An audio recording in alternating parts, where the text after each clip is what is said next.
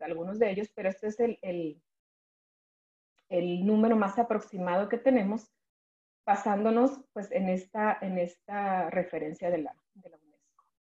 Y la última barra nos muestra el número de publicaciones, igual en el 2009 y en el 2014. Vean así de manera general, obviamente los números están ahí y se pueden consultar si tienen alguna iniciativa por ver más allá.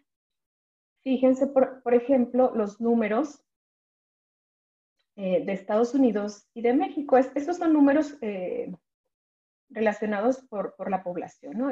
Por millón de habitantes. Entonces, si damos un zoom a esta imagen, podemos ver que la barra que está en tonos rojos y en tonos azules se refiere la primera en rojos a los investigadores y las azules a el número de publicaciones. Es por millón de habitantes, tanto en el 2009 y en el 2013.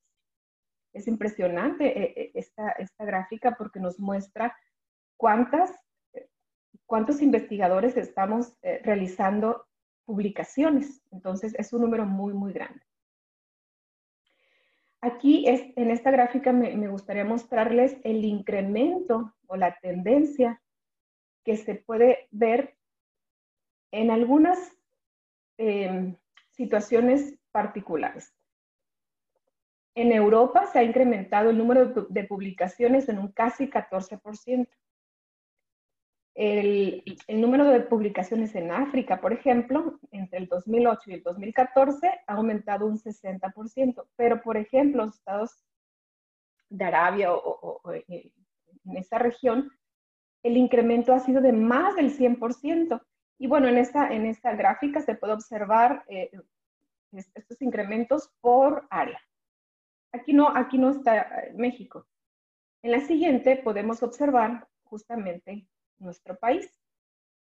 Y bueno, es un incremento, sí, un incremento, sin embargo, es muy pequeño. Entonces, tenemos que trabajar en este tipo de tareas para poder hacer notar que en México también existen investigadores en formación, pero también tenemos que publicar a nivel mundial. Bueno, ayer platicaba el doctor Aldo sobre las gráficas difíciles de interpretar. Yo particularmente esta gráfica no me gusta mucho porque es difícil identificar, por ejemplo, México en esta gráfica.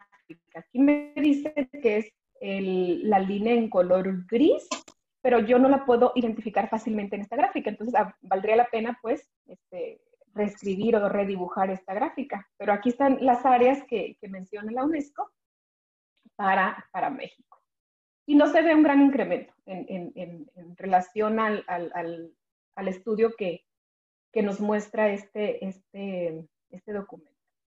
No se ve, en México no se ve un gran incremento. Bueno, para poner todo esto en contexto, alrededor del mundo hay más o menos 9 millones de investigadores.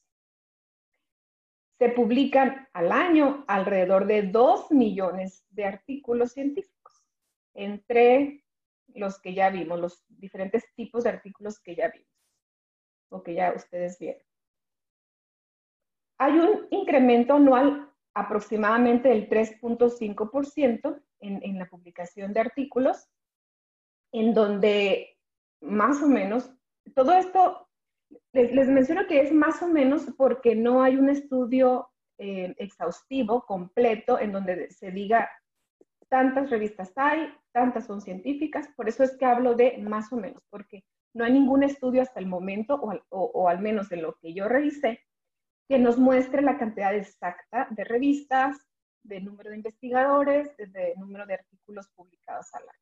Entonces, por eso ese símbolo de aproximación. 45,000 revistas científicas aproximadamente, de las cuales 22,000 están indizadas, están en algún índice. Entonces, imagínense ustedes el reto que es de esas 22,000, porque para empezar, pues a mí me gustaría que fuera una revista indizada, Es decir, que está en un índice y que está reconocida a nivel mundial. Imagínense el reto, pues, que es elegir una de ellas. Una nada más. ¿Ok? Entonces, por eso existen este tipo de recomendaciones y cursos. De esas revistas que están enlistadas, hay mega editoriales que concentran a más del 80%. Y en ese orden están listadas. Primero Springer, Elsevier, Taylor & Francis, etc. Esas son las 8 mega editoriales que concentran a estas más de 22,000 revistas enlistadas. Esta información está obtenida del PDF que ustedes ven al final. Muy bien. Ahora bien, ¿cómo seleccionar la revista más adecuada? Hay unos puntos que debemos tomar en cuenta. El primero de ellos es el scope, que más o menos ya les han comentado en las charlas anteriores, en los días anteriores. La cobertura del tema. Bueno, si estamos hablando que de entrada yo voy a tener una lista de 22,000, pues seleccionando la cobertura del tema o los scopes, yo ya puedo eliminar de ahí, de esa lista, muchísimos. El segundo, el factor de impacto. ¿Qué tan importante es para mí el factor de impacto de esa revista? ¿Qué tantos lectores la leen? ¿Qué tantos investigadores citan los artículos de esa revista? ¿A quién le interesa mi investigación? ¿A qué comunidad me voy a dirigir para presentar lo que yo investigué? La relevancia de la comunidad o en la comunidad.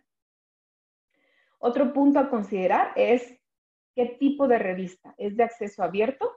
Es decir, ¿tengo que pagar porque la revista me publique mi artículo? ¿O puedo decir que no? Entonces ahí se van eliminando otra lista de revistas. ¿Soy miembro de alguna sociedad en donde esa sociedad tenga algunas revistas y tenga, digamos, algunos beneficios de publicar en esa revista? Hay que tomarlo en cuenta también. Algo muy importante y que se ha visto últimamente siendo uno de los factores que los investigadores utilizan como punto para seleccionar una revista es el periodo de revisión. Y aquí solamente muestro uno de las variables que se refiere al periodo de revisión, porque bueno, desde que se somete el artículo hasta que aparece publicado, hay varios momentos. Vamos a revisarlos más a detalle en la presentación. Uno más son las experiencias de quien publica o del grupo de investigación de quien va a publicar. Las experiencias con alguna revista, con algún editor, eso también hay que considerarlo. Y por último, si esa revista utiliza o lanza como estrategia los números especiales. Hay que tomar en cuenta, a veces esto agiliza el momento de revisión y es una buena idea tomarlos en cuenta. Le llaman special issues. Bueno, tenemos esos 8 puntos, pero hay que hacer una balanza. Hay que dedicarnos a tomar en cuenta todas esas recomendaciones y claro, debe haber más, pero ya depende de cada grupo de investigación. Entonces, yo los estoy centrando o agrupando en estos 4 puntos. Calidad de la revista, y ahí interfieren algunos indicadores. El factor de impacto, scope, etc. El tiempo que va a tardar, ¿qué me interesa más? ¿El tiempo que tarda en darme la primera respuesta o el tiempo que tarda en que se publique mi artículo? ¿Qué me interesa más a mí como investigador o como autor de mi trabajo? Tengo que tomar en cuenta eso. ¿Tengo recurso para invertir en una revista que me va a cobrar $3,000? Si no, entonces ni siquiera hay que tomar en cuenta ese factor. Entonces hay que tener un balance. Y bueno, también la experiencia como ya les comentaba, del grupo de investigación, del del autor. Ya se conocen algunos caminos cortos, entonces hay que hacer un balance entre estos 4 puntos. Y una vez hecho el balance, entonces podemos decidir, tal vez en una jerarquía, hacer una lista y decir, bueno, primero voy a enviar mi trabajo a esta revista y si recibo una respuesta negativa, entonces tengo mi plan B. Más o menos por ahí vamos a trabajar. Muy bien, entonces, no es cosa menor elegir una sola revista. Para eso, el mundo científico, para eso nos apoya desarrollando herramientas para seleccionar una revista. Y aquí les muestro algunas de ellas. Hay más y se están desarrollando más. La primera es el Journal Finder. Ahí está la liga y más o menos tiene esta forma de verse ya en internet.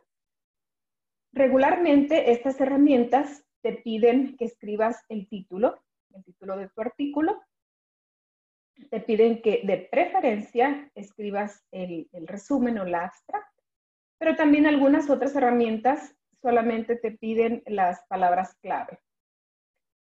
Algunos otros campos y luego te muestra una lista. Otra herramienta es el Journal Suggester, que igual te pide el título, te pide en este caso, te pide el resumen o una parte del manuscrito. Y además, si tú quieres hacer una búsqueda más fina, entonces ya te está pidiendo el área de tu interés.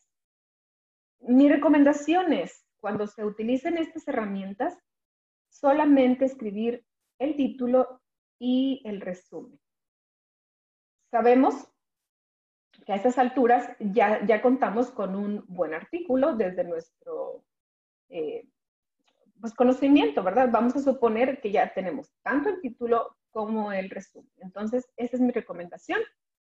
Escribir en estas herramientas tanto el título y el resumen y utilizar para encontrar las sugerencias más de una herramienta, no solamente una de ellas. Entonces, por eso aquí les muestro más de una. Otra es Edance.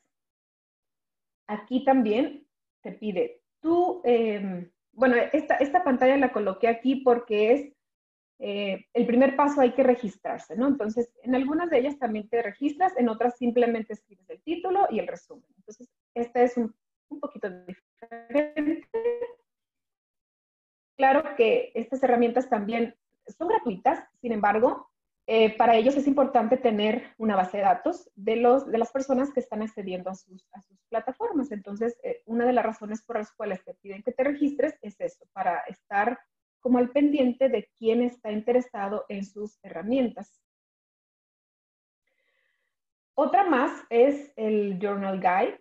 Aquí, por ejemplo, está el título otra vez o incluso las palabras clave y el resumen. Entonces, otra herramienta más.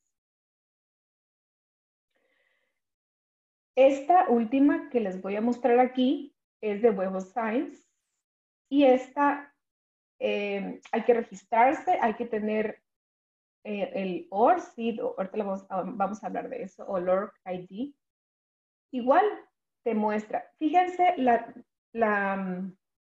diferencia entre una herramienta y otra. Regularmente esas herramientas son de las mega editoriales. Entonces, estas mega editoriales obviamente te proporcionan estas herramientas para proporcionarte o recomendarte revistas de su propia editorial, ¿verdad? Entonces, es una relación gana-gana, ¿no? Tú utilizas su herramienta y probablemente utilices una de sus revistas para publicar tu trabajo. Y tal vez utilices Open Access y entonces ahí hay un negocio. No estoy diciendo que sea malo o que sea inadecuado el elegir una revista que te cobra, no lo es porque pasa por un proceso, todos los artículos pasan por un proceso riguroso de revisión. Es simplemente si tú tienes oportunidad de invertir en esto, hay otras ventajas, por ejemplo, en donde el lector de tu artículo no debe pagar por ver tu artículo. En cambio, cuando tú no pagas como autor, cuando tú no pagas por la publicación de tu artículo, el lector debe pagar. Entonces, hay ventajas y desventajas, pero todas las herramientas que les estoy mostrando, todas son de rigor científico de los más altos. Muy bien. Les voy a presentar a continuación un ejemplo de cómo utilizar una de esas herramientas. Este artículo que les muestro aquí es un artículo que publicamos mi grupo de trabajo y yo hace un par de años, creo. Está la liga donde ustedes pudieran consultar este artículo. Miren, por ejemplo, las características de esta revista particularmente. Identificación del autor con su DOI, con su número, con su título. El título de la revista o del journal es de acceso abierto. Nosotros pagamos por publicación de este artículo. Este tipo de artículo es de investigación. Podemos ver aquí el título y, bueno, otros detalles. Entonces, es muy importante que cuando vayamos a seleccionar la revista, veamos los artículos que están publicados en esa revista, identificando pues al menos estos 5 elementos. Copié y pegué el título y el resumen. Bueno, hice un pequeño cambio aquí en la revista. Si se fijan, la forma en cómo escriben o presentan el abstract es por bloques, ¿no? Separado la introducción, los métodos, los resultados y las conclusiones de manera explícita. Le quité simplemente esas palabras. Entonces, aquí está el título y está el resumen. No hice ninguna otra cosa, simplemente copié y pegué esto y le doy que me muestre los artículos. Hay una serie de filtros que te muestra particularmente esta herramienta, este buscador de revistas. Bueno, los 4 principales que muestra, porque según esta herramienta, para esta editorial es lo más importante, que el que quiere publicar un artículo es lo que se va a fijar. Aquí hay 4 en barras y este es un indicador que voy a hablar un poquito más adelante, el Sales Score, el tiempo de la primera decisión, el factor de impacto y el tiempo de publicación. Entonces, para ellos, estos son los 4 factores de calidad que son más importantes para su público, para que quien quiere decidir. Entonces, ustedes pueden ahí jugar con estos números. Podemos observar, por ejemplo, que el site score va de 0 a un poquito más de 10. El tiempo de la primera decisión está expresado en días, que va de 0 días hasta 52 aproximadamente. Entonces, podemos observar en esta gráfica de la primera decisión que son muy rápidas para contestar si tu artículo se acepta o se rechaza, o si pasa el primer filtro que es con el editor. Entonces, esto es importante observarlo. El factor de impacto y el tiempo de publicación. Aquí ya se ve una mayor número igual de los 10 días, ¿no? Entonces, esto habrá que identificar. Y de este lado, del lado derecho, podemos observar el tipo de publicación. Les mencionaba las revistas que son Open Access o de pago, y si tienes que estar suscrito a alguna revista. Bueno, para este ejercicio yo no cambié ningún filtro, lo dejé tal cual, y lo que me mostró fueron, de acuerdo a mi título y a mi resumen, les muestro aquí los primeros dos recomendaciones de revista. Aquí podemos observar, por ejemplo, los primeros dos se refiere al size score y al factor de impacto. La tercera columna, digamos, es la tasa de aceptación. De estas dos revistas que me mostró al principio este buscador o esta herramienta, hay una clara diferencia. Yo no puedo observar una diferencia grande, por ejemplo, entre estas dos revistas si tomo en cuenta nada más el size score o el factor de impacto. Pero sí puedo ver una diferencia un poco mayor en la tasa de aceptación. La primera tiene un 19%. ¿Qué significa? Que de cada 100 artículos que se someten a esa revista, solamente 19 son aceptados. Entonces, es una tasa de aceptación muy baja, a pesar de que el factor de impacto pues es parecido, incluso es más bajo que la segunda revista, ¿no? Entonces, bueno, ahí ya empezamos a hacer nuestro balance. En la segunda revista me dice que es un 33% de la tasa de aceptación. Bueno, es bajo, pero es mejor que la anterior. Entonces, ok, voy a seleccionar esa revista como primera opción para empezar a indagar un poquito más. Si me conviene tomarla como mi revista para mandar mi trabajo. Hay otros indicadores, vamos a tomar en cuenta por lo pronto de la tasa, para decidir que al menos en estos dos journals voy a elegir el segundo para indagar un poquito más. Cuando le doy un clic al icono de la revista, me muestra más datos importantes.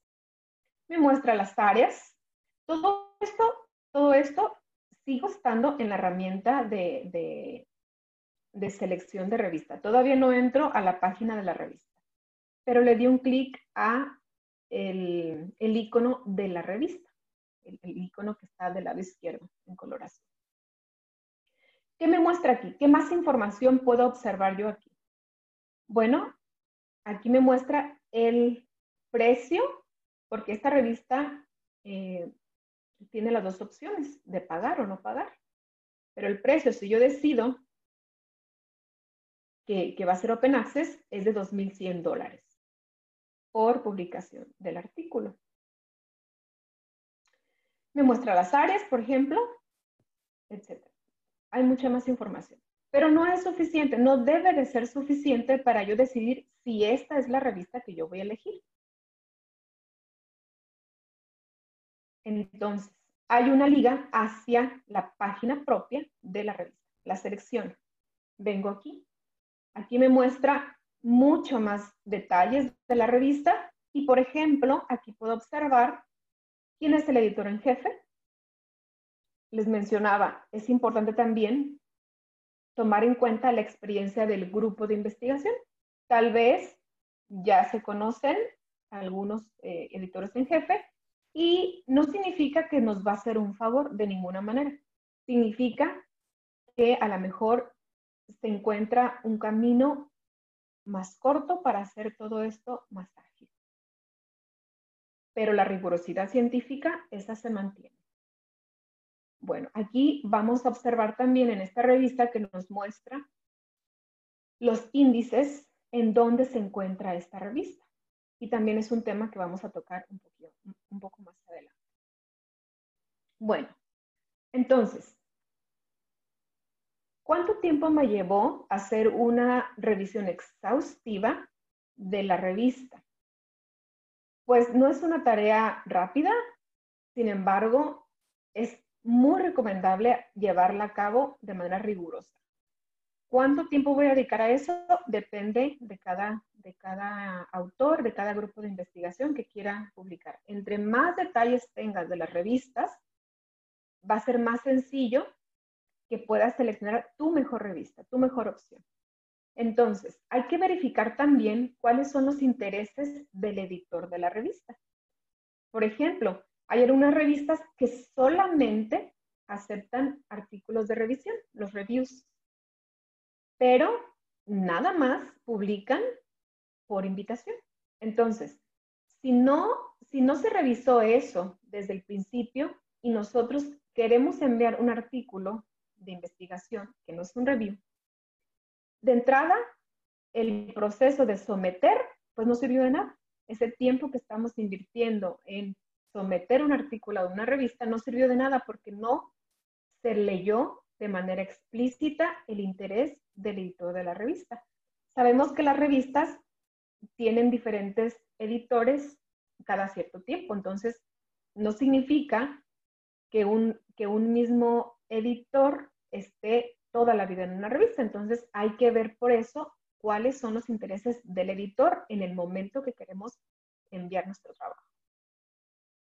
Además, es importante saber cuáles son los intereses del público. Es decir, algunas de las revistas nos muestran cuáles son los artículos más vistos, más citados, más compartidos, y para eso existe alguna herramienta.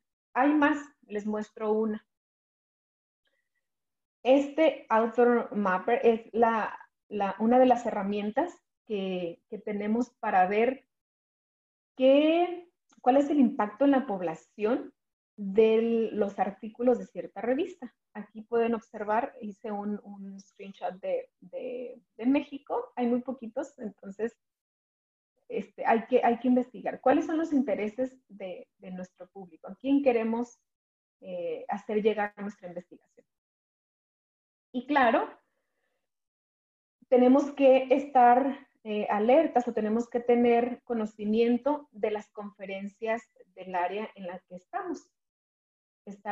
Una de las recomendaciones, una de mis recomendaciones es estar inscrito a alertas de revistas o de congresos, para que no tengas que estar revisando, no sé, cada semana o cada cierto tiempo los eventos que se llevan a cabo alrededor del mundo. Bueno, existen herramientas también computacionales en donde te llegan simplemente tu correo con una suscripción, y estos son algunos ejemplos. Oxford, EBSCO, Springer, hay muchos. Si tú escribes tu correo para recibir alertas, por ejemplo, de un special issue de alguna revista que te interese, bueno, te va a llegar un correo diciendo, vamos a sacar este special issue de este tema particular. Ahora, por ejemplo, que está el tema de la COVID o de este virus. Ahorita, por ejemplo, no todas las revistas se sumaron a poder publicar este tema que es de interés mundial. No todas las revistas. Tal vez la que te interesa a ti, sí, y entonces sacó un special issue. Por ejemplo, la revista mexicana de Higiene de América, tenemos un special issue de esto, y entonces podemos tomarla en cuenta para poder enviar nuestro trabajo en relación al área. Muy bien, pasamos ahora a los indicadores de calidad. Se ha manejado y muchas personas estamos muy familiarizados con el factor de impacto, el factor de impacto. Es muy fácil de identificar en alguna revista, es como parte ya de la comunicación entre investigadores, decir, bueno, tengo una revista que voy a mandar mi artículo y tiene 5 puntos de factor de impacto. Es parte de nuestro lenguaje, es muy común. ¿Por qué? Porque ya tiene algún tiempo en esta área, ¿no? En la parte de la investigación. Sin embargo, hay otros. Uno de ellos es el SciScore, que es una iniciativa de esta imagen que ustedes pueden ver al lado derecho, que es una iniciativa para definir otros indicadores de calidad y no solo el factor de impacto. Algunos puntos en desventaja del factor de impacto, que no es muy transparente, que, en fin, sin embargo, es el que se utiliza de manera muy común en las redes. Entonces, aquí está esta iniciativa, la pueden consultar, ahí está la página. Y bueno, sus iniciales forman mi nombre. Es bonito verlo. Entonces, bueno, les invito para que vean en esta iniciativa.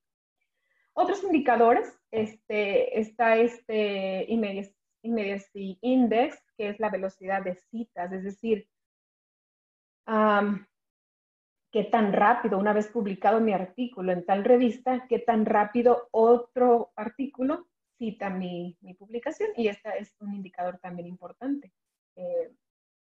Otro indicador es la frecuencia total, ¿no? La frecuencia, y lo que utilizan para este indicador son las redes, Twitter, Facebook, etcétera, ¿no? Por ejemplo, ¿cuántas veces hemos leído algún artículo científico de este tema justamente de la COVID-19 en Facebook?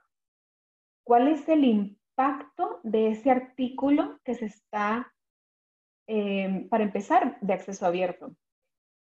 ¿Cuánta gente lo está leyendo? Un artículo científico, ¿cuánta gente lo está leyendo? Por ejemplo, en Twitter, en Facebook, en una red social, y no tanto en una red científica. A eso se refiere este indicador. Otro indicador es qué tanta influencia, ¿no? ¿Cómo se mide esto? Bueno, todos estos indicadores están en esta iniciativa. No sé si ustedes, por ejemplo, me voy a permitir hacer una mención de una de las series de televisión, Black Mirror, que en alguna de los capítulos menciona cuál es tu indicador como persona, ¿no? ¿Cuántos likes tienes? ¿Cuántas personas te siguen? ¿Qué tan popular eres en las redes? Y ese es un indicador de cuál es la calidad de ti como ser humano. Estoy hablando de la serie. Bueno, este H-Index, en el mundo de los investigadores, por ejemplo, hay índices H que llegan a 100, es decir, un investigador tiene al menos 100 artículos con al menos 100 citas de cada artículo. Entonces, eso representa un indicador de qué tanto publica un investigador, pero no solamente qué tanto publica, sino qué tanta gente cita sus trabajos. Entonces, es algo como medir la calidad de las investigaciones de una persona particularmente. Y también aplica a los artículos, a las revistas, a las editoriales, ¿no? Entonces, esto es otro indicador de calidad. Y otro, pues, son los cuartiles que estadísticamente podemos decir si de un área particular donde se agrupa, por ejemplo, el área de ingeniería biomédica, existen 100 revistas, entonces, ¿cuáles de ellas se encuentran en el cuartil primero? Si lo partimos en 4 partes, podemos decir que hay 4 cuartiles, y entonces, ¿cuántas de esas 100 están en el primer cuartil? Es decir, ¿qué tanto los citan o qué tantas investigadores citan esos artículos de tal revista? Y así nos vamos, ¿no? Entonces, por ejemplo, un cuartil 1 es mejor que un cuartil 4 en términos de calidad. Muy bien. Como definición, ¿qué es el factor de impacto? Es una métrica que está basada en el número total anual de citas de la revista dividido por el número de artículos publicados para los 2 o 5 años anteriores. Entonces, aquí estamos hablando del factor de impacto a 2 años y el factor de impacto a 5 años. Además, es una métrica abreviada, por eso es que tiene esta aceptación, porque es una forma rápida de medir la calidad de las revistas. Cuanto mayor es el número, se dice que mejor es la calidad. Otra vez, les menciono que no todos los investigadores están muy de acuerdo con este factor, pero es lo que podemos observar en muchas revistas todavía. Aquí les muestro el indicador de nuestra revista. No es nada sencillo estar en un cuartil o en una lista de revistas. No es nada sencillo. hay que hacer un trabajo muy arduo para poder entrar, por ejemplo, en uno de estos índices. Sin embargo, cuando estamos ya en una lista de este tipo, hay que seguir trabajando en la calidad para poder ir incrementando este factor de impacto. Entonces, primero debemos tomar en cuenta que el estar dentro de un índice o tener, es más, con que simplemente te puedan medir el factor de impacto de una revista, es ya algo muy bueno.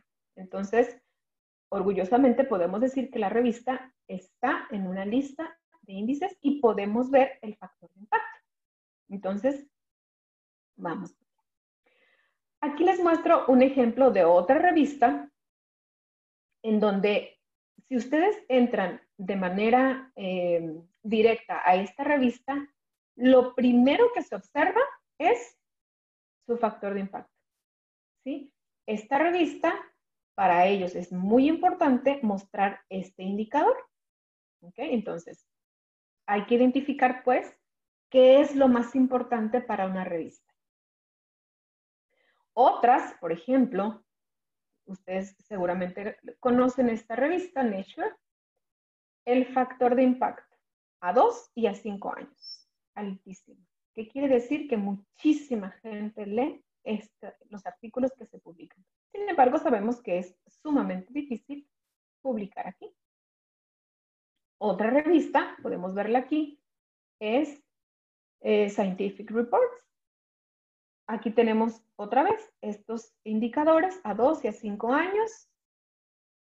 Es importante, no todas las revistas muestran esos indicadores de calidad de manera sencilla y rápida.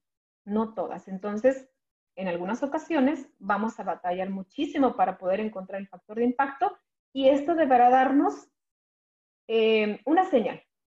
¿Por qué nos está mostrando de manera rápida, sencilla? ¿Cuál es el factor de impacto de esa revista? Vamos a ponerlo en el balance. Muy bien. Ahora vamos a pasarnos al size score. Les mencionaba que el factor de impacto está relacionado a 2 y 5 años. Bueno, este indicador es a 3 años. Es decir, calcula la cita de todos los documentos de un año. Por ejemplo, en este diapositiva que les estoy mostrando, yo escribo el año 2015 y este lo vamos a tomar como el año 1. A todos los documentos publicados en los 3 años anteriores, es decir, 2012, 13 y 14.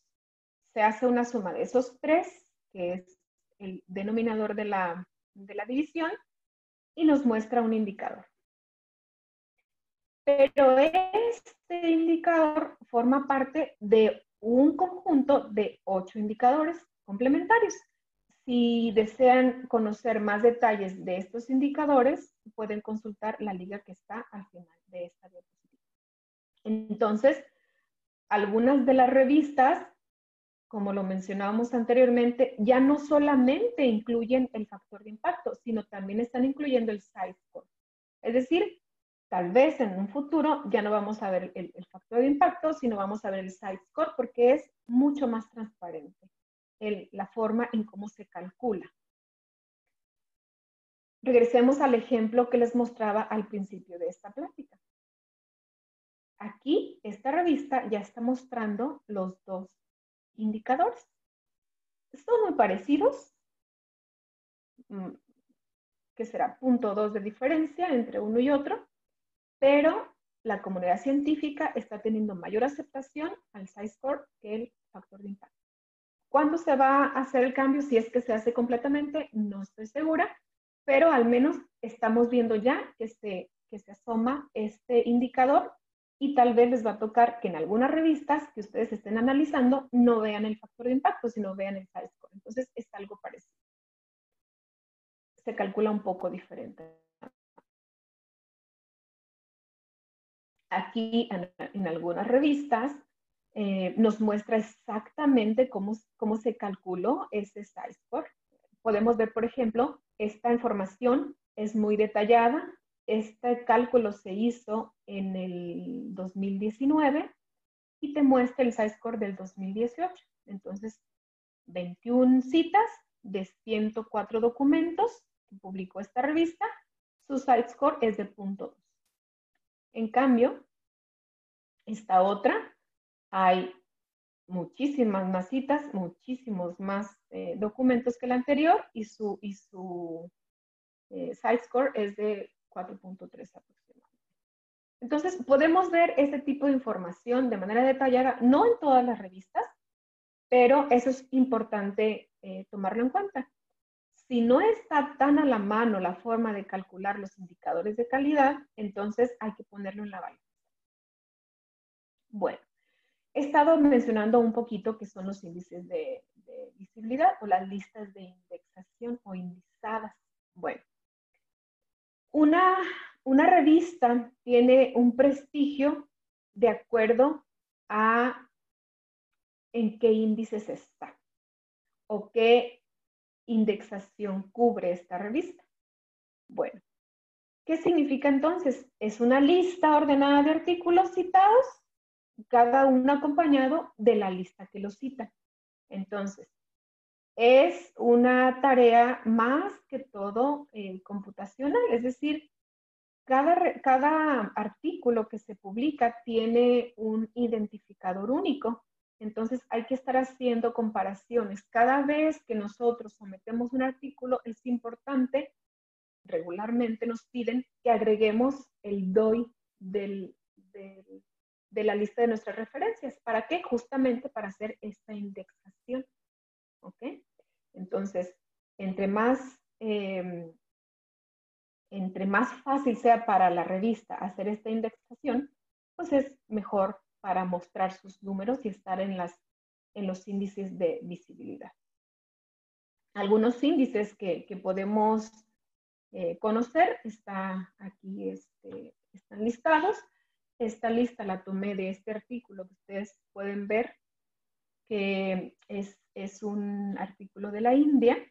Entonces, obviamente, aquí está como índice, pues el índice de Citation Index de la India, ¿verdad? Era obvio encontrarlo. Sin embargo, bueno, conocemos a nivel mundial que está el Web of Science, pero viene de Internet, es decir, es el Scientific Citation Index, pero por ser en Internet, bueno, lo conocemos como Web of Science de Thomson Reuters.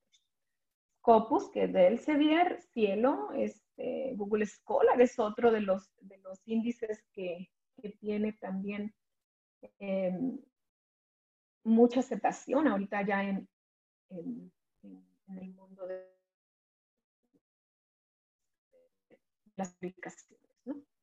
Bueno, existen más, pero estos son los que muestra pues esta referencia. Ok, entonces hablando de nuestra revista y les muestro algunos ejemplos, estos son los índices que tenemos en la revista, en donde los artículos que se publican en ella van a estar indexados o indizados en estas bases de datos o en estos índices. Es importante, otra vez como recomendación, conocer de la revista que vamos a elegir que estén en índices reconocidos. ¿Okay? Es muy importante. Algunas de las revistas muestran de manera muy sencilla este listado.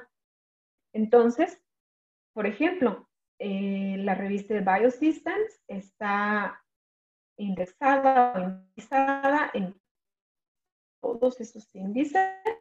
La revista de Complexity, de otra casa editorial que va creciendo, está en todos esos índices. Es muy sencillo encontrar, si entramos a las páginas de internet de cada una de estas revistas, es muy sencillo encontrar este listado. Entonces, es importante también tomar en cuenta que las revistas nos muestren los índices en los que están ellos publicando sus artículos o indizando los artículos. Hay otras, por ejemplo, de otras áreas que nos muestran de una manera muy gráfica. En lo particular me gusta cómo se observan este tipo de información. muy gráfica, nos muestra qué índices, cuál es el H-index de la revista, información de una manera más gráfica. Entonces, bueno, hay diferentes formas de observar esta misma información de acuerdo a la revista. Muy bien. Después de todo este análisis, finalmente tenemos nuestra revista seleccionada. Ahora hay que preparar el artículo. Otra tarea importante para la publicación. Primero voy a hablar de los códigos de conducta que no en todas las revistas están escritos de manera explícita, pero son recomendaciones que se hacen para tener un buen ética a la hora de publicar. Primero, se recomienda que no se someta el mismo artículo a diferentes revistas al mismo tiempo. Obviamente, ningún artículo debe estar plagiado. No debemos manipular ni las imágenes ni los datos. Si no obtuvimos resultados, no debemos discutir algo que no hicimos. Se recomienda también que no hagamos autocitación de manera excesiva. Es decir, es importante que nuestros trabajos estén citados, pero no debemos citarlos nosotros mismos. 1, 2, está bien, no muchos, no de manera excesiva. Si existiera conflicto de interés y no lo revelamos, eso también es no ético, hay que evitarlo. Y luego, lo que les comentaba de alguna manera, no tener comportamiento profesional con el personal de apoyo a la revista. Es decir, es mi amigo, yo lo conozco, seguro que me va a publicar este artículo o no va a pasar por revisión. No, no debemos hacer eso. Entonces, algunas revistas sí te piden que asegures o que confirmes alguna de estas cosas. No todas, pero hay que tomarlo en cuenta para no caer en este tipo de cosas. Muy bien. Ha sido tan problemático estos códigos de conducta que existe un comité para esto, es el COPE. Y bueno, aquí podemos observar algunas prácticas principales para las publicaciones de manera ética.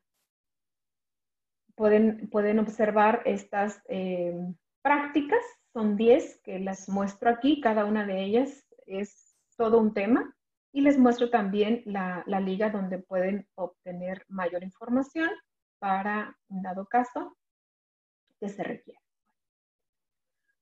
Lo más importante, ya sé qué revista elegí, lo más importante es verificar la información que está hecha para los autores. Todas las revistas que se consideren de calidad tienen información súper detallada para los autores. Por ejemplo, en la revista podemos observar, ya lo mencionaban ayer, por ejemplo, cuáles son las indicaciones para preparar tu artículo o tu manuscrito. Algunas revistas te proveen de templates o de documentos base para que tú trabajes sobre él y evitar al máximo errores. Te proveen de algunas especificaciones, etc. Entonces hay que tomar en cuenta, hay que leer muy cuidadosamente la información o las guías para los autores. Eso es lo más importante una vez que elijas cuál va a ser tu revista a la cual vas a mandar tu artículo. Hay que revisar en esas guías, hay que revisar qué tipo es tu artículo y elegir, porque seguramente vas a tener que elegir qué tipo es tu artículo. Hay que ver si manejan algunas.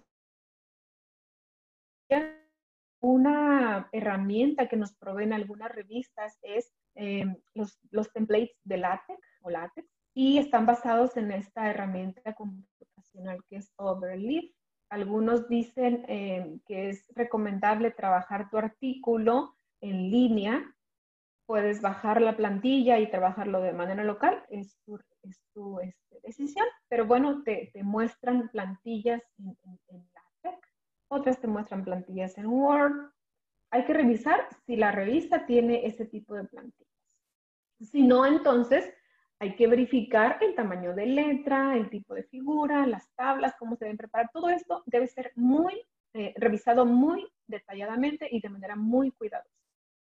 Hay que revisar cuál es la calidad de las imágenes que te piden para que tú estés listo con esa calidad. No sé, 600 dpi, el formato PNG, EPS, PDF, etc. ¿Cuál es el estilo de tablas o de cuadros que te pide la revista? Hay que tenerlas preparadas. ¿Qué tipo de referencias? APA, IEEE, Vancouver. ¿Cuál es el tipo de referencia que va a utilizar la revista? Algunas revistas te piden que les proporciones el ORCID o el ORCID. Yo les recomiendo, si aún no lo tienen, que se registren, es gratuito. Y este número es un identificador, es como tu CURP, pero a nivel mundial. Es un indicador único, está, por ejemplo, algunos investigadores, antes se relacionaba el nombre del investigador por su correo electrónico. Sin embargo, si te cambiabas de institución, cambiabas tu correo electrónico y se perdía esa trazabilidad de las publicaciones de los artículos. Entonces, esta iniciativa se asigna un número de identificación a nivel mundial y no importa si cambias de correo, no importa si cambias de institución, si eres independiente, ese número va a ser para siempre y entonces está dando un seguimiento puntual. Yo lo recomiendo, si aún no lo tienen, obténganlo. Hay que verificar, por ejemplo, de qué manera, si tu proyecto, si tu artículo fue financiado, de qué manera tienes que escribir la forma en que fue financiado. Hay que revisar también eso. Algunas revistas te piden que sugieras revisores y algunas de ellas te dicen, de mi lista de revisores, elige 3, 5, depende de la revista. Pero algunas te dicen, no, tú sugiere y deben ser internacionales. Entonces, esto es otra búsqueda que se tiene que hacer para sugerir revisores a nuestro trabajo. Lo cual no significa que ellos lo van a revisar, pero la revista tiene una base de datos de revisores y probablemente de los 3 o 5 que tú sugieras, va a elegir a uno. ¿A cuál? No sabemos. Muy bien. Tenemos que tomar en cuenta la línea del tiempo. Hay que estar muy involucrados al momento de saber, a partir del momento que nosotros sometemos nuestro artículo y que ya cumplimos con todos los requisitos de formato, de imágenes, de revisores, de Organized ID, etcétera, ¿cuántos días tarda la revista en darme la primera respuesta? ¿Cuántos días tarda la revista en que si me hace una primera revisión y me da algunas recomendaciones que atender, la revista regularmente me va a dar un tiempo límite? 2 semanas, 3 semanas, 1 mes, 2 meses. Algunas de las revistas te dicen, tienes 2 semanas, sin embargo, si requieres más tiempo de acuerdo a los comentarios del revisor, dime si necesitas más tiempo y yo lo puedo ver. Eso algunas revistas lo hacen. Vuelves a someter el artículo una vez que atendiste todas las recomendaciones, cuántos días se tarda en la revista en revisar esos cambios. Y luego, una vez que lo revisó, cuánto tiempo se tarda en darte la decisión final. Y luego viene otro momento en donde una vez que ya fue aceptado, cuánto tiempo va a tardar la revista en publicarlo.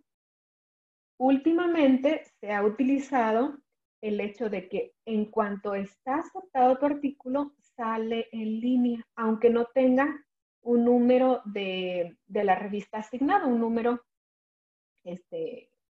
tal año, tal número de la revista. A veces esto es para atraer a más autores, ¿no? No todas las revistas. Hay que ver si la revista a la que elegimos tiene esa opción, ¿no? Muy bien. Vamos entonces, ya revisamos todas las guías, todas las recomendaciones.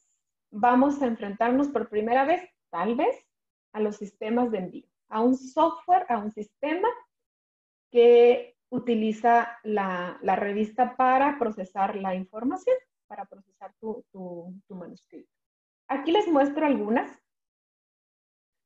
Aquí les muestro algunas de las más conocidas. Hay muchísimas más de los sistemas de envío. Por ejemplo, Editorial Manager, que es la que utiliza la editorial Springer Nature y Plus.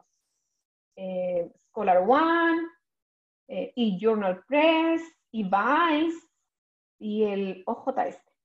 OJS es el sistema de envío que utilizan las revistas más pequeñas. Por ejemplo, en nuestro caso es el que utilizamos, el Open Journal System. Muy bien. Regularmente, ¿qué es lo que te va a pedir estos sistemas de envío? Les mencionaba hace un momento, es probable que te soliciten de manera obligatoria el ORCID o el ORCID. Es posible que intercambien tu información con estos sistemas de indexación o indización, ¿no? Crossref, PubMed, para hacer información cruzada. Es común también que los sistemas de envío incorporen software antiplagio. El que más se utiliza es el Authenticate. Nosotros en la revista lo utilizamos.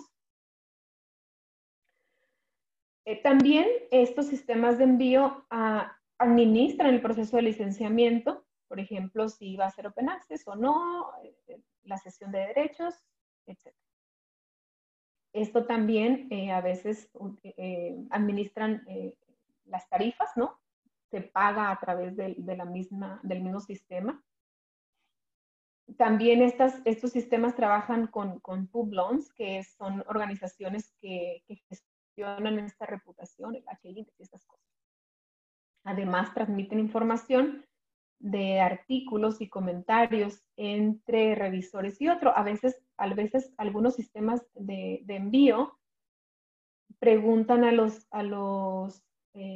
revisores de los artículos si están de acuerdo en que los comentarios que se hicieron a tal artículo sean compartidos con otra base de datos. A eso se refiere. Muy bien. Es importante saber que todo este proceso de selección de la revista y cómo preparar el artículo te demore más de lo que tú habías esperado. No hay problema. Nos pasa a todos. Hay que definir, por ejemplo, si todas las tablas y todas las figuras deben estar de manera explícita en nuestro artículo o se puede agregar en un complemento, en un material suplementario. Algunas revistas te limitan el número de palabras. Hay que verificar eso. Entonces, si el título de tu artículo está muy extenso y la revista te va a decir que tienen que ser, no sé, 10 palabras máximo, hay que pensar en eso, hay que voltear a ver nuestro artículo.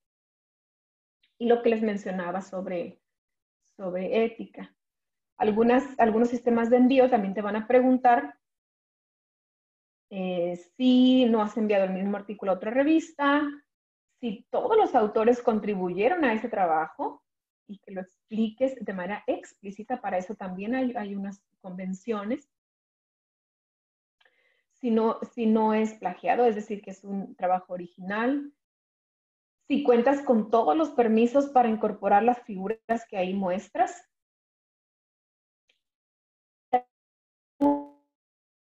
Algunos sistemas de envío también puedes observar un borrador de lo que tú subiste o de lo que tú proporcionaste. No todos los sistemas de envío tienen esta opción, algunos de ellos.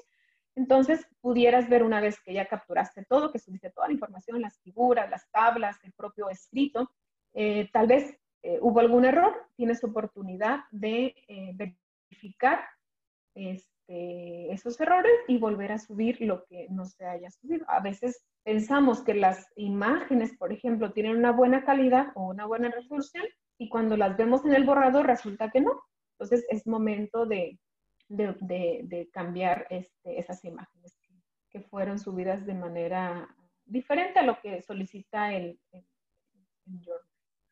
Muy bien. Les mencionaba un poquito de la información complementaria.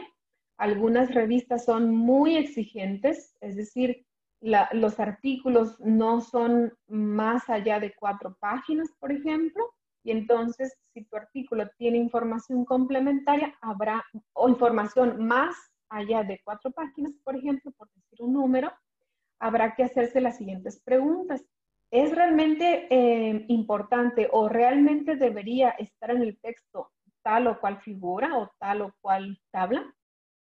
¿Le cambia el sentido a mi artículo que yo quite esta tabla o esta figura o incluso este texto? Si la respuesta es no, entonces valdría la pena utilizar información complementaria del artículo. Es decir, no está en la parte principal del artículo. Tengo datos de mi artículo, de mi trabajo de investigación, que son tan extensos que debo proporcionar información complementaria, es decir, un servidor.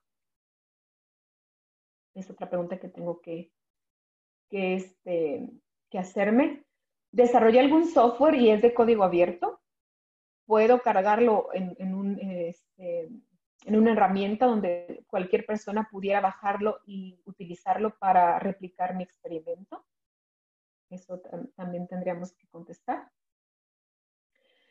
Realmente todos los archivos que estoy subiendo o que intento subir al sistema de envío es sustancial, es importante. ¿Cambia la calidad de mi artículo? Muy bien. Algunos de los journals o de las revistas nos piden una carta de presentación. Y esta carta de presentación es lo primero que lee el editor, antes que ver el artículo. No todas las revistas lo piden, el cover letter, pero si lo piden, entonces, para empezar, ya habíamos comentado que es recomendable estar publicando en inglés. Entonces, para empezar, hay que esa carta debe estar escrita en un muy buen inglés.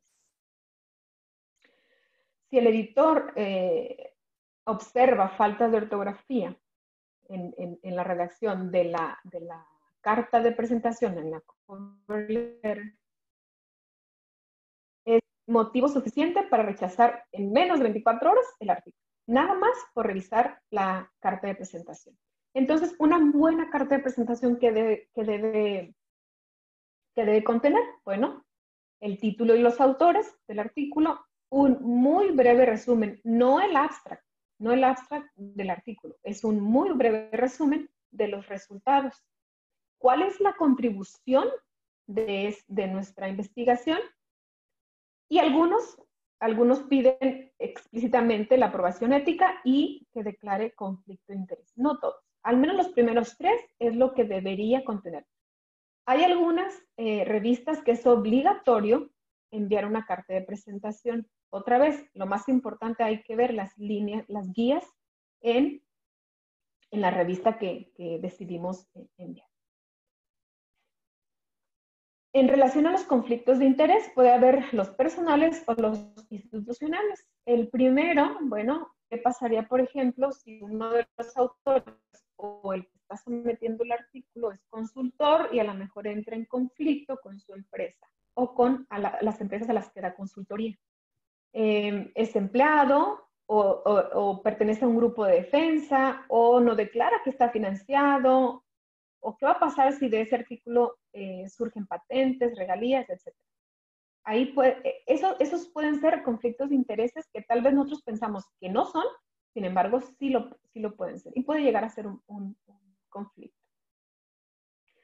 O los institucionales. Hay que revisar siempre, si nosotros estamos en una institución, cuáles son los posibles conflictos de interés al momento de nosotros estar publicando. Entonces, tal vez se hicieron experimentos en una institución en donde se proveyó de los reactivos de manera externa, pero se llevaron a cabo los experimentos en la institución y al momento de escribir el artículo no se le da el crédito a la institución, entonces la institución pudiera reclamar esos conflictos de interés, ¿verdad? Muy bien. Bueno, ya pasamos este camino, ya nos dieron nuestra primera respuesta de que nuestro artículo al menos no está rechazado. Nos dieron una respuesta en donde nos dan una serie de recomendaciones, de preguntas, y a lo mejor nos dicen, requiere revisiones menores, mayores, o tu artículo está tan bien hecho que está desde la primera vez aceptado. Eso regularmente no pasa. Cuando un artículo, desde la primera vez que lo enviamos, se acepta sin ninguna recomendación, hay que poner atención en eso. Es muy, sí suele pasar, digo, no, más bien, no suele pasar. Entonces hay que ver qué revista es la que elegimos. Regularmente al menos son 2 rondas de revisión para que un artículo pueda ser aceptado. Entonces, hay que responder de una manera muy clara. Y a esto le llamamos una carta de respuesta, en donde atendamos todos y cada uno de las recomendaciones que nos hacen los revisores. Regularmente se hace una revisión a ciega, es decir, ni el revisor sabe quién es el autor, ni el autor sabe quién fue el revisor. Entonces es una doble ciega. Esto es mucho mejor para evitar conflicto de interés.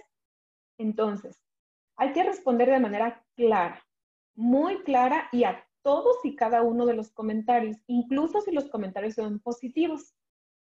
Se recomienda dar un agradecimiento por el tiempo en el cual los revisores hicieron una revisión exhaustiva de nuestra recomendación, perdón, de nuestro artículo. Y entonces, para cada comentario hay que hacerlo de manera, por ejemplo, aquí les doy 3 casos, hacerlo referenciando a la página o al número de línea, o incluso a los 2. O en el párrafo tal de la sección tal, se muestran los cambios hechos a este comentario del revisor 1, por ejemplo. O pueden utilizar también colores diferentes. El comentario se hizo a tal párrafo y este es el resultado una vez atendiendo los comentarios que me hicieron los revisores. O incluso resaltar el texto. Pero hay que ser muy, muy claros al momento de atender las recomendaciones de los revisores. Aquí les muestro un par de ejemplos. El primero es lo que menciona el revisor. Es muy claro y dice en qué sección y qué líneas los autores mencionan tal cosa. Al final dice que no proveen información para validar tal cosa. Entonces, lo que se responde es, atendiendo a eso, se agrega evidencia para asegurar lo que se informó desde el inicio. Y se agregan, por ejemplo, en este caso, se agregaron las líneas en donde se va a encontrar ese cambio que se pidió. Aquí, este otro ejemplo nos muestra, por ejemplo, el revisor es muy claro. Pregunta. Es un punto. Tomé una parte de uno de los artículos que he sometido y los revisores, un punto 6 dice, ¿es esencial la figura número 1? No siempre tienes que decir sí a todas las recomendaciones que te dicen, pero si vas a decir que no, tienes que justificar muy bien porque en este caso es esencial la figura que estamos incluyendo en ese artículo. ¿Okay? Entonces, regularmente las recomendaciones es para modificar y para hacer más robusto el artículo. Es para que sea mejor, para que esté mucho mejor el artículo. Entonces son regularmente críticas constructivas. Entonces hay que atenderlas en ese mismo tono, ¿no? Para que el artículo sea de mejor calidad de la primera versión que enviamos. Entonces hay varias formas de dar respuesta. Aquí un par de ejemplos nada más. Algunas revistas incluso te dicen cómo debes de responder a cada uno de los comentarios de los revisores. No siempre te dicen cómo hacerlo, pero sí es importante que sea un trabajo muy sencillo para el revisor, saber que atendiste las recomendaciones y dónde las puede encontrar en el artículo modificado. Entonces, es una carta de respuesta, pero además es el artículo modificado. Hay que tener mucho cuidado para hacer que ese trabajo sea lo más sencillo para el revisor. Y bueno,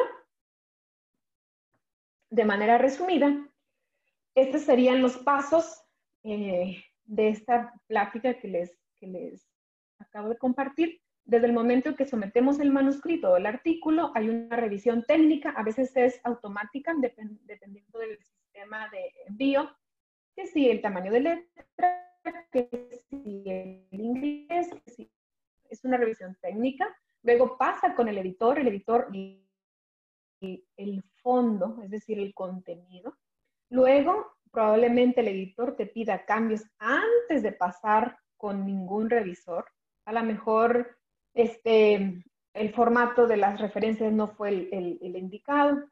Pero esto es importante. Entre menos cambios, bueno, si podemos eliminar que el editor nos pida cambios, es un paso importante. ¿Cómo podemos evitar que el editor nos pida cambios en nuestra primera versión? Revisando las guías de la revista o la información a los autores de la revista. Bueno, ya pasamos a revisión. Está con los revisores. La revista invita a revisores, dependiendo cuál fue la dinámica, si tú los sugeriste o la revista tiene su propia base de datos. Proceso, esta decisión, es decir, los revisores hacen comentarios, esos comentarios van enviados al editor, el editor hace un compendio de estos comentarios o sugerencias y luego hace una decisión o toma una decisión de esto. Es decir, ¿es aceptado? ¿No es aceptado?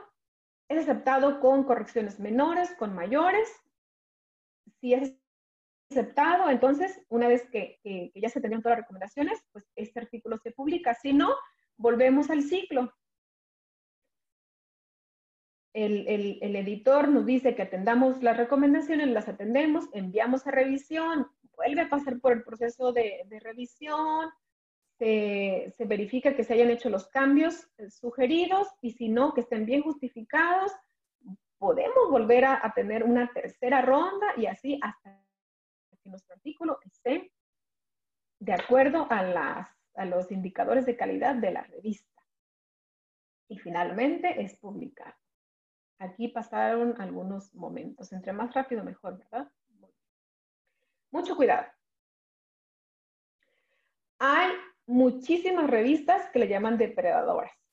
Hay que conocerlas para no utilizarlas y no mandar nuestro trabajo. Es importante que el momento en el que estamos decidiendo a cuál revista enviar nuestro trabajo esté dentro de los índices que les menciono. Hay muchísimas revistas de este tipo que hay que evitarlas. Regularmente son fraudes en donde te piden pagar cierta cantidad sin siquiera revisar el artículo. Entonces, es importante saber que existen muchísimas y esta es son una de las páginas en donde pueden encontrar mayor información acerca de estas revistas depredadoras. Pues muy bien, por mi parte es todo. Aquí les dejo nuevamente mi correo electrónico Y pues es momento de pasar a las preguntas. Gracias, doctora Dora. Vamos a pasar a las preguntas del chat. A ver, vamos a comenzar. Javier Rodríguez pregunta, si un trabajo de investigación fue rechazado por una revista anteriormente, ¿es posible enviar el mismo artículo a otra revista sin hacerle modificaciones? Bueno, es posible. Sin embargo, mi recomendación es, la revista, cuando rechaza un artículo, habrá que ver cuál fue el motivo de rechazo. Si el motivo de rechazo fue el scope, es decir, el artículo no es de interés de la revista, entonces ahí valdría la pena hacer un poquito más exhaustivo al momento de seleccionar la revista. Sí se puede enviar, pero mi recomendación es, primero, si se hicieron recomendaciones al trabajo, atender esas recomendaciones y entonces buscar otra revista. Todo es para que se mejore el artículo. Pero si el motivo del rechazo fue el scope, entonces no vale la pena hacer cambios. Más bien es importante verificar a qué revista voy a enviar de nuevo. Probablemente me estoy equivocando al momento de seleccionarla. Entonces, de manera resumida, es posible. Muy bien. Gerardo Ames pregunta, ¿qué tiene que hacer un autor cuando se somete un trabajo a una revista y no le han respondido nada en 3 meses? Bueno, primero hay que revisar el tiempo de respuesta de la revista en promedio. ¿Cómo se puede revisar? Podemos ver los artículos que están. Regularmente las revistas ponen fechas de cada artículo. Envío tal fecha, aceptado tal fecha, publicado tal fecha. Entonces hay que verificar cuánto tiempo pasó entre la fecha de envío y la de respuesta o la de aceptación. A veces las revistas no publican esos tiempos en donde se dio la primera respuesta. Mi recomendación es escribir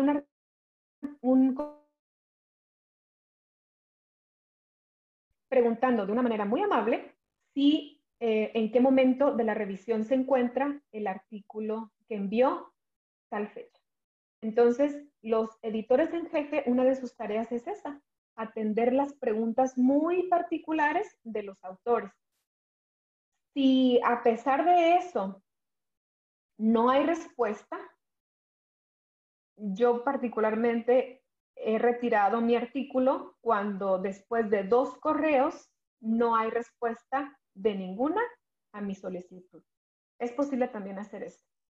Pero podemos evitar este tipo de cosas haciendo una buena selección de la revista. Entonces, una buena selección te va a evitar hacer este tipo de, pues, dejar, imagínate, son 3 meses en donde tu artículo no tiene movimiento, entonces es importante por eso, muy importante la selección de la revista. Bien, Rosario Ríos hace una pregunta con respecto a los indicadores. Dice, ¿qué es lo que miden estos indicadores y cómo determinamos que el valor de alguno de estos indicadores está en un rango aceptable? Bueno, miden el número de citas con respecto al número de artículos publicados. Un artículo tiene calidad cuando ese artículo es citado por otros, no por nosotros mismos o por nuestro grupo de investigación. Entonces, entre más citas tenga un artículo, pues es de mejor calidad. Ahora, entre más alto sea ese número, obviamente es mucho mejor. ¿Cómo definir? Bueno, depende para qué se quiera tomar en cuenta ese indicador. Por ejemplo, Si yo estoy interesada en ingresar al Sistema Nacional de Investigadores y me dice, las reglas del SNI me dice, para poder considerarte un artículo tuyo de calidad, yo necesito que esté en el cuartil 1 o 2. Entonces, yo debo verificar que la revista esté en cuartil 1 o 2, o dependiendo del área. Para que un artículo sea considerado de buena calidad o de calidad, en el CNI, por ejemplo, el factor de impacto debe ser mínimo de 1, de un punto. Entonces, esa es otra indicación que me va a dar para seleccionar una u otra revista.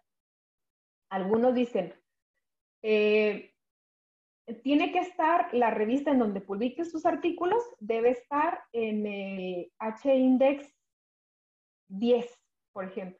Entonces, depende para qué quieres ese indicador.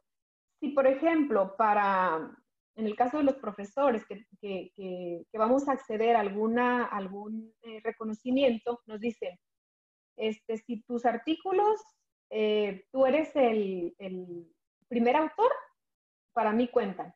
Entonces, no importa si es una revista que está en algún índice o no, no me importa. Con que estés en el que seas el primer autor, está bien. Entonces, hay que ver para qué se requiere ese indicador. Bien, Javier Rodríguez pregunta, ¿qué es el SJR? Es el índice de los journals. Es un listado en donde se muestra todas las revistas, cuál es el factor de impacto, sus áreas. Es un reporte que sale cada año en donde está el ranking, ¿no?, de las revistas indizadas. Naum Nolasco hace una pregunta en dos partes. La primera parte dice, ¿cuál es la diferencia entre revistas indexadas y revistas arbitradas? Bueno, todas las revistas indizadas son arbitradas, es decir, todos los artículos pasan por un proceso de revisión exhaustivo. Una revista que está arbitrada no necesariamente está en algún índice. Entonces, es preferible que una revista sea indexada o indizada, es lo mismo, porque todas llevan un proceso de arbitraje, de revisión. Ok, la otra parte de esa pregunta dice, por otra parte, hablando de publicaciones nacionales, ¿qué es más conveniente para publicar en ellas? ¿Su factor de impacto o que ésta sea una publicación indexada o arbitrada? Bueno, mi recomendación siempre va a ser las revistas indizadas. Vuelvo a lo mismo, ¿qué tan importante es o cuál es el fin de que publiques en una revista? ¿Por qué quieres publicar en ella? ¿Qué te van a considerar? El nivel, la calidad de una revista siempre se va a medir por en qué índices está. Entonces, si tú quieres que tu artículo sea de calidad, yo te recomiendo que sean revistas indizadas.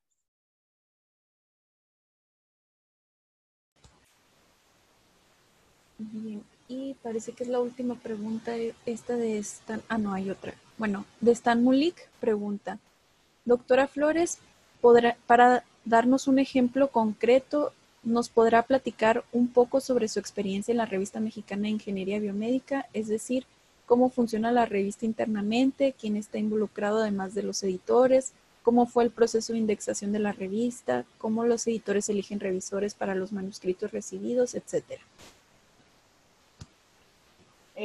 Bueno, esta es una pregunta muy interesante y yo puedo comentar muy brevemente acerca de esto. Sin embargo, creo que esta pregunta estaría dirigida al editor en jefe, el doctor César. No sé si nos permitan darle respuesta a esta pregunta de manera más completa el día de mañana cuando cerremos el curso. Lo que les puedo comentar en este momento es que estamos siguiendo los estándares más altos para revisión, es decir, una vez que se somete un artículo, pasa por todos los pasos por todos los momentos que les mencioné hace un momento. El editor lo revisa, si es necesario, lo regresa al autor, se asigna un editor asociado del área del artículo. En este caso, por ejemplo, yo soy editor asociado. A mí me llegan los artículos de mi área, es decir, del área de simulación, de computación aplicada al área biomédica. Entonces, esa primera revisión la hace el editor en jefe. Mi trabajo consiste, por ejemplo, una vez que yo recibo el artículo, debo conocer a detalle el fondo, el contenido del artículo, para entonces yo ya no sé quiénes son los autores, es decir, hay una revisión ciega. De la lista de los revisores que tenemos en la revista, se seleccionan los que probablemente puedan ser revisores de ese artículo, cuidando siempre que no haya conflicto de interés, es decir, que no, que si el autor dijo que tenía algún conflicto de interés con algún revisor, obviamente no se asigna. Si no hay suficientes revisores en la revista, mi trabajo es buscar otros revisores para incluirlos, explicarles el proceso de revisión. Hay una serie de requisitos para ser revisor de la revista. Todos los artículos son en inglés. Hay que darle también una revisada al idioma. Se envía a revisión, hay que darle seguimiento puntual. Siempre son momentos. Se invita al revisor, esperamos a que dé respuesta de que acepta o rechaza. Mínimo son 2 revisores por cada artículo. Si estos 2 revisores, su respuesta son contrarias, es decir, uno acepta con correcciones y el otro rechaza, hay que mandar otra invitación para desempatar ese resultado. Después hacerle saber al editor, en este caso, en jefe, cuáles fueron las respuestas de los revisores. Yo agrego otra revisión más, algún comentario que se les haya pasado tal vez a los revisores, y se envía al editor. El editor da su respuesta a los autores y así se sigue el proceso. Realmente el trabajo de editor asociado, que es el papel que estoy desarrollando ahora en la revista a partir de este año, tuve la experiencia de ser editora invitada en un journal de Springer el año pasado, antepasado. Es realmente muy, muy satisfactorio. Aprendes muchísimo para, por ejemplo, decidir en su momento qué debes hacer cuando sometes un artículo. Es muy enriquecedor el ser editor asociado, pero realmente es muchísimo trabajo, es muchísimo tiempo que se tiene que invertir en la revisión de todos los artículos que se someten. Es un trabajo gratificante, pero es muy extenuante. Entonces, yo creo que todos nosotros que estamos interesados en publicar artículos, vale la pena en algún momento ser revisores y en su momento editores de alguna revista, porque es un trabajo, hasta que no estás detrás del escritorio, pues te das cuenta de todo el trabajo que implica, más allá de cuando tú sometes un artículo. Es muchísimo trabajo, es mucho trabajo. Entonces, aprendes mucho, pero inviertes también mucho tiempo, mucho conocimiento. Entonces, si me permite no recuerdo el nombre de quien preguntó. San.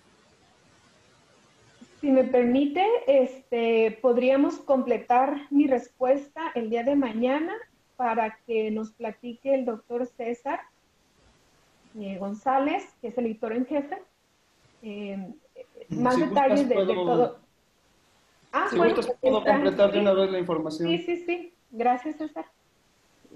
Bueno, más allá de lo que ya mencionó Dora, ¿me voy a permitir compartirles una pantalla? ¿Puedo, Luz?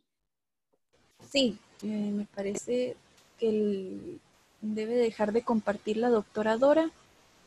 Sí. Listo, ya se puede. Ok. Me voy a permitir compartirles esta pantalla. Este es básicamente el diagrama de flujo que seguimos en el comité editorial. Es muy extenso, como ustedes lo pueden ver, pero bueno, se los voy a platicar a grandes rasgos. El proceso editorial, tanto el proceso editorial como la revisión del contenido científico está constituido en 3 fases. La primera fase es la que corresponde básicamente al equipo editorial del que estamos asistidos. El comité editorial no solamente está constituido por científicos, que son los editores asociados, también tenemos asistentes administrativos, asistentes de diseño gráfico, personas que nos ayudan en toda la parte del proceso editorial de carácter no científico. Una vez que recibimos el artículo que nos los envían por la plataforma, pues la asistente editorial, que es una persona que tiene ya mucha experiencia en las características y criterios que debe de satisfacer el artículo que se somete, pues verifica cosas de formato, cosas de palabras clave, hace el reporte de similitud para identificar si es un plagio o no es un plagio, revisa la resolución de las figuras, formato, es decir, todos los elementos que están definidos en las guías para autores que les acaba de platicar la doctora Dora Luz, que aparecen en todos los sitios de las revistas, en donde les dicen a los autores cómo someter y todos los criterios y condiciones que debe satisfacer el artículo, los revisa el asistente editorial. Una vez que ella tiene un informe, se lo hace llegar a su servidor, en donde su servidor, bueno, pues ya independientemente de que tome en cuenta el informe que le hizo el asistente editorial, pues verifica el idioma, la carta de postulación, quiénes lo están mandando, si son personas que están relacionadas realmente con el área en la que están participando.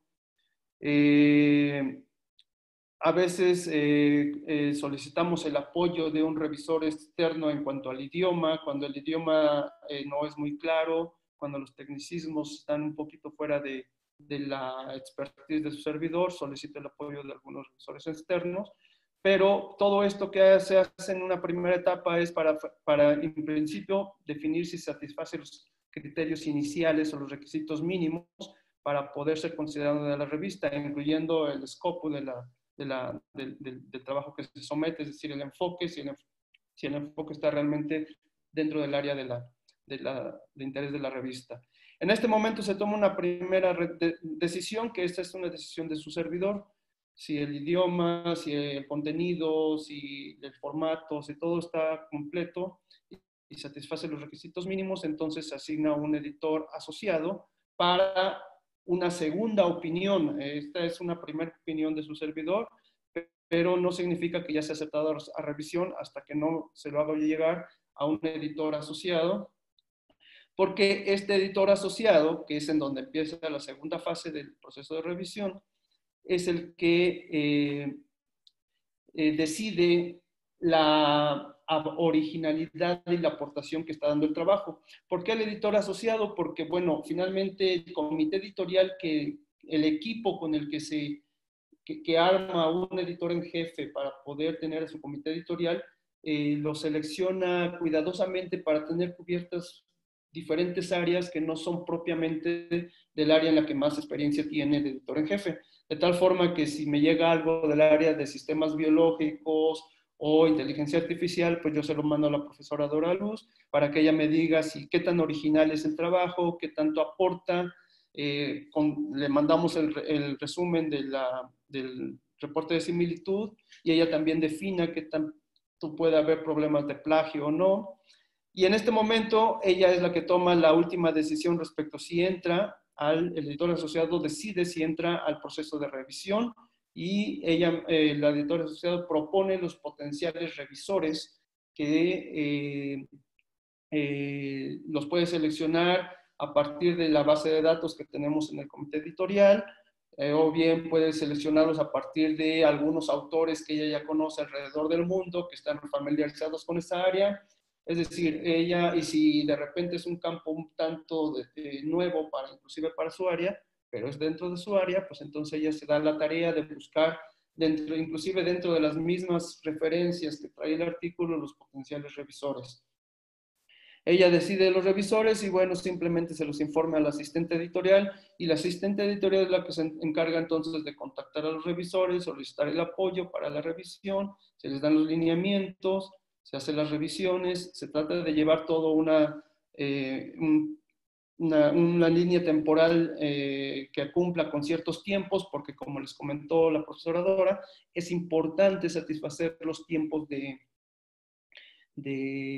revisión en el menor tiempo posible, porque ese es uno de los criterios para poder estar dentro de los estándares de calidad del proceso editorial. Y bueno, se obtiene un primer dictamen de los revisores dicen qué tan bueno y original es el trabajo, está aportando, no está aportando al conocimiento. En base a sus recomendaciones, la asistente editorial toma una primera decisión, si es recomendable continuar con el proceso de revisión y solicitar adecuaciones a los autores, le da su decisión a su servidor, editor en jefe, y entonces aquí se toma una primera decisión, si es aceptado o no es aceptado a partir de este primer round de revisión. Si en este primer round de revisión es rechazado, bueno, pues se le informa a los autores. Como les comenté en la primera fase, si no reúne los requisitos mínimos indispensables, también desde esta primera parte puede ser rechazado.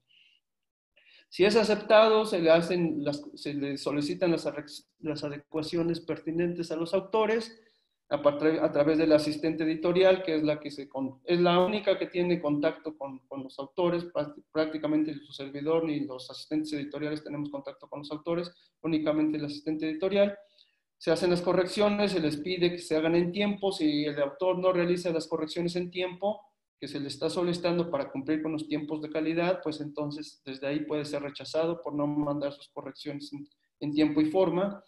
Una vez que las realiza, se pasa nuevamente al editor asociado. El editor asociado revisa que se hayan realizado las correcciones de manera coherente y pertinente. Entonces le indica a la asistente editorial que se las mande a los revisores para poder sacar el segundo dictamen. Muchas veces, una vez que se hace la primera revisión y realizan las correcciones, es necesaria una segunda revisión porque muchas veces los revisores no quedan conformes con las correcciones o salen correcciones adicionales, entonces va un segundo round e inclusive se puede hasta un tercer round. De tal forma que hasta que están satisfechos los revisores, editores asociados e inclusive el editor en jefe, su servidor es el que saca un dictamen final para poder aceptar el artículo o inclusive de plano de rechazarlo después de 12 a 14 semanas de revisión.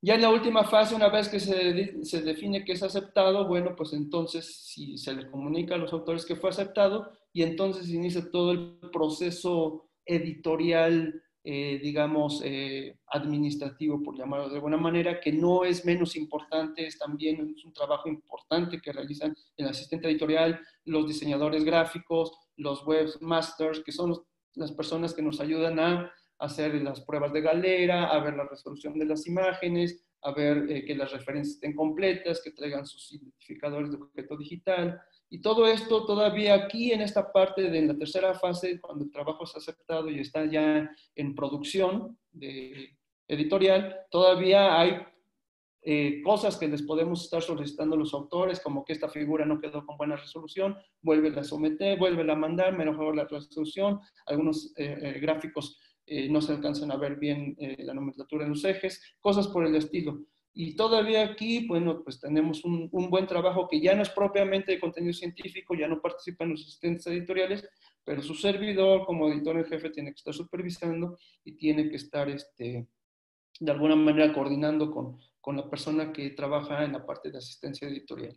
Si se dan cuenta, es muchísimo trabajo, es muy cuidadoso, es muy detallado, pero bueno, finalmente es la única manera en que se puede garantizar que como órgano editorial los artículos y la información que presentamos al público, al mundo, tenga garantías de que fue sometido a una revisión por pares, que garantizan que es un trabajo original, un conocimiento nuevo, un conocimiento de frontera, y que es la única manera en que va a poder ser citado en el futuro, y de esta manera, conforme empiecen a citarlo en el futuro, es la única manera en que la revista va a poder seguir escalando los siguientes niveles en cuanto a su factor de impacto, sus índices de visibilidad y los índices en donde pueda estar, los organismos en donde puede estar indizado. Es la única manera de poder lograr ser una revista de alto, con un factor de impacto importante, reconocida internacionalmente. Y bueno, pues ese es el proceso editorial que se sigue. Me imagino que por ahí era la inquietud. Me pareció una oportunidad para presentarles a todos los asistentes al curso que el proceso es complejo, involucra y participa mucha gente, y bueno, pues es la única manera de poder seguir con un proceso editorial de calidad. De mi parte es todo, perdón por participar de esta manera, me pareció prudente, voy a dejar de compartir mi pantalla. Gracias. Voy a intervenir un momentito y aprovechar también la pregunta de Stan para invitarlos a todos a que estén presentes en la charla de café que vamos a tener con el comité editorial. Y bueno, ahí nos van a poder platicar todos los integrantes acerca de la historia, cómo está la revista, cuáles han sido los problemas por los que ha pasado, cómo se trabaja, cuáles son los objetivos que se han planteado a corto, mediano y largo plazo. Y pues va a ser una charla muy relajada, muy amena, y ahí seguramente vamos a poder hablar con más detalle únicamente de la Revista Mexicana de Ingeniería Biomédica, ¿no? A sus 42 años de haberse fundado. Bien, muchas gracias, doctor César, por su contribución, ingeniero Herbert, por el comercial. Bien, continuamos con las preguntas. Quedan unas preguntas. Rosario Ríos pregunta, desde su experiencia, ¿es mejor someter un artículo en Open Access? ¿Qué ventajas tiene y desventajas tiene el Open Access? No es la gran ventaja de someter un artículo a una revista que es Open Access es que de manera más natural va a tener mayor acceso. ¿Por qué? Porque los lectores no pagan por ello, ya pagamos los autores o ya pagaron los autores. Esa es una gran ventaja. Sin embargo, dependiendo de la revista y el impacto que tenga la revista en la comunidad a la cual nos queremos dirigir, no necesariamente tiene que ser Open Access. El impacto de la publicación también tiene que ver con la revista a la cual estamos sometiendo.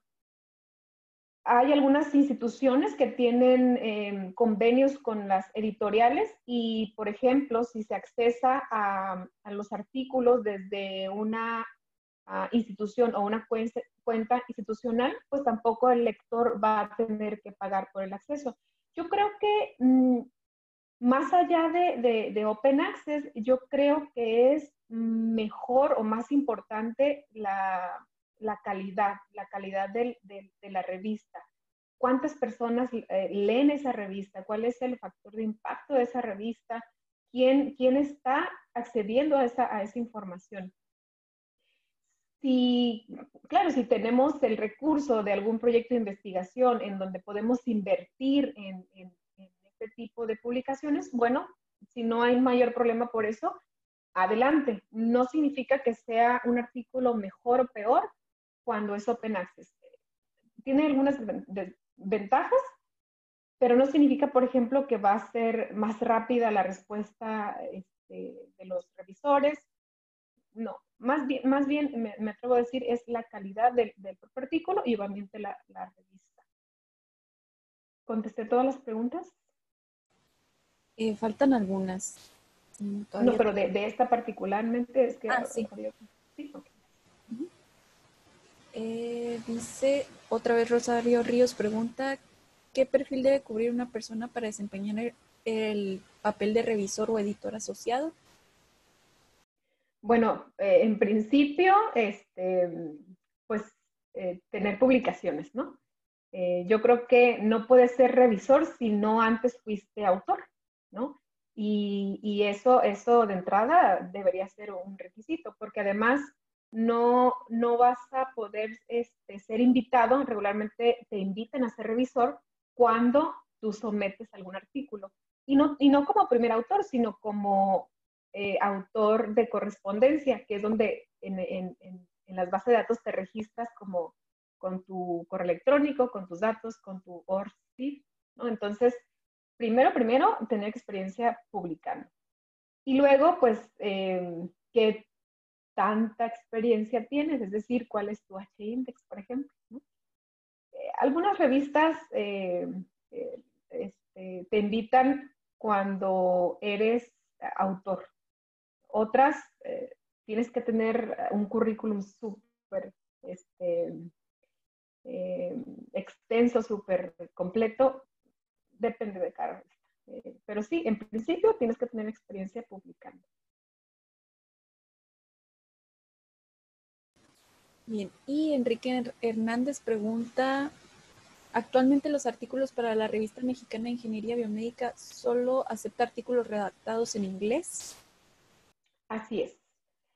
Dado que estamos en este proceso pues, de dar mayor visibilidad internacional a nuestra revista, es por eso que hemos decidido que los artículos, para poder tener esa visibilidad a nivel mundial, deben ser en inglés. Entonces, sí, la respuesta es solamente aceptamos ahorita artículos redactados en inglés. Bien, de momento son todas las preguntas del chat. Tenemos unos minutos para un par de preguntas a micrófono abierto. No sé si alguien tenga alguna pregunta que agregar.